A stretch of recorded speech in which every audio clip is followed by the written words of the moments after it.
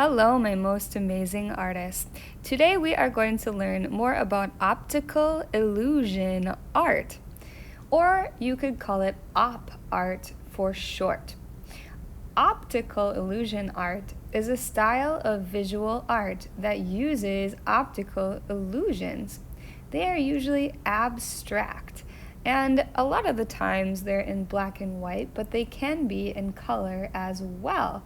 They give the impression of movement, hidden images, flashing or vibrating patterns, or swelling or warping. They are meant to trick, confuse, and excite the eye. So you might see movement where there isn't any, or you might see some warping or some interesting things going on. We are going to create our own op art of our hand, making it look 3D on a 2D piece of paper.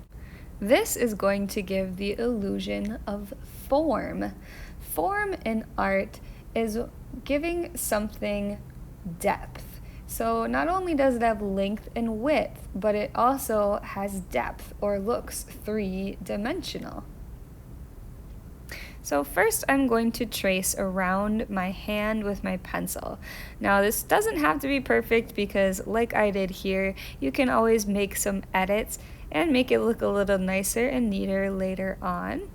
Then, after you have traced your hand on your page, what you are going to do next is to trace around it with a Sharpie marker. If you don't have a Sharpie, a black marker will do. Then what I am going to do afterwards is I am going to start making my lines. That is where the optical illusion is going to start to come in. So after I've traced and erased here, I am going to use a ruler to measure 1-inch sections all along each side of my paper. If you do not have a ruler, that's okay. You can just use some sort of straight edge. And you don't have to have exactly 1-inch measurements. You could just eyeball it and try and get it as even as possible. So you can see I'm just making a little dashed mark where 1 inch is. Then I'm going to do the same thing on the other side, making a mark where 1 inch is on the sides. Then I'm going to use my pencil and I am going to trace from one dot to the next. Now I'm going to skip over my hand for now, so just stop and hop your pencil when you hit your hand. Stop, hop, stop, and hop.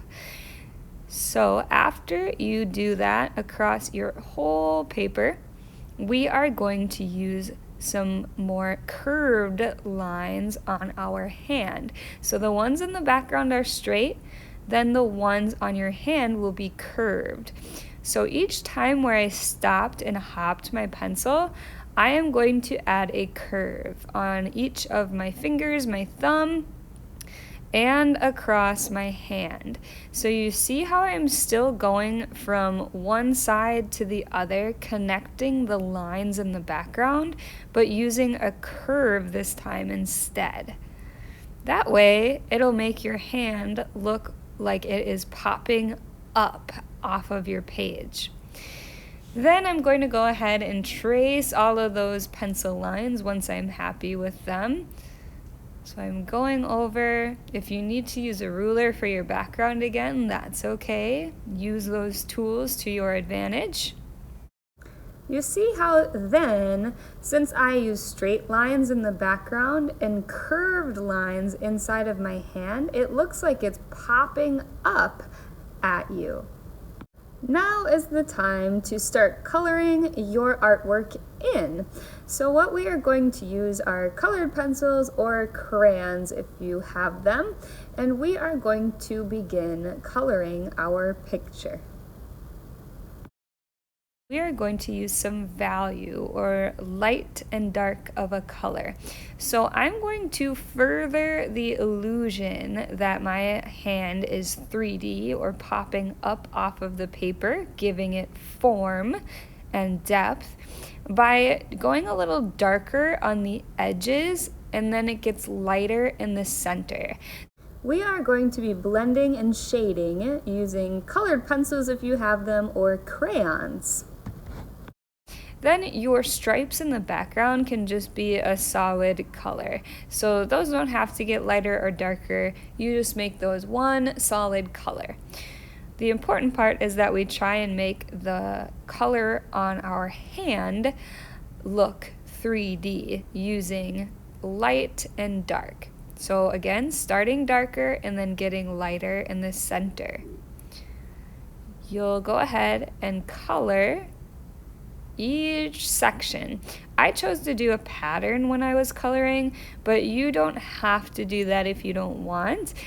You could choose random colors, you could do a rainbow, you could choose the colors of your favorite sports team. It is totally up to you what you would like to do with this and how you want to color it. You could even do black and white if you want, just by using a black colored pencil.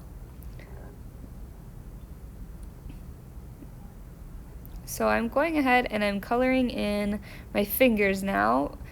And remember, we want to start darker on the edges of our hand and then lighter in the center. So the same thing applies to our fingers, how I am going darker on each edge and then lighter in the middle. Then you are all finished coloring, and voila, you have created your own op art masterpiece.